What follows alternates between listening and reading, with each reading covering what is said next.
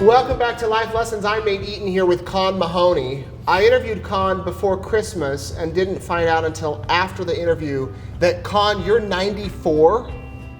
That blew me away. So what's the secret to living 94 years? Chase women and drink good whiskey. Enough said, there you go. I copycatted one of our politicians from Texas. I forget his name now. I guess it was Lyndon Johnson. One of the reporters asked him how he contributed to his longevity. He said, I drink good whiskey and chase women. He said, the only trouble now is when I chase them, I don't know what to do with them. Yeah. Okay, so you mentioned politicians. I also learned that you are, once you're a politician, always a politician, right? No. No? Tell me about your political career. That's how a lot of people might know you. I was very conservative, mostly business oriented. I didn't run for the office. I was appointed by Governor Evans because I was running a pretty good sized business at the time and I didn't figure I could spare the time.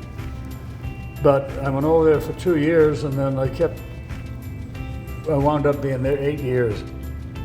People said, are you glued to that seat? I said, no, pays well. So you were a local representative? Uh-huh. When you look at the state of politics today versus back then, what's changed? Civility. I didn't like being in politics for the simple reason that people weren't genuine.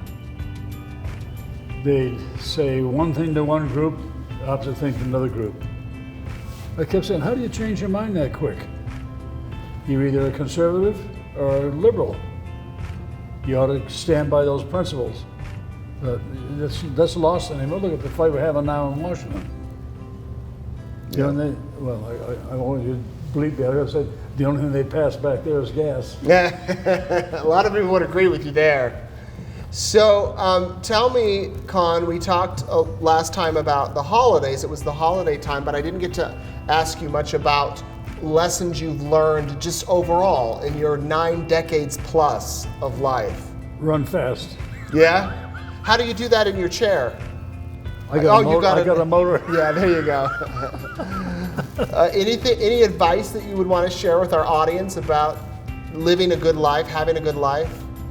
I guess you're born to a set of parents that are going to be a guide for life.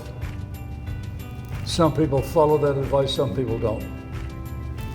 If you run off on your own and get on the wrong road, it's awful hard to get back off of it. Well, look at what's happening to our country today.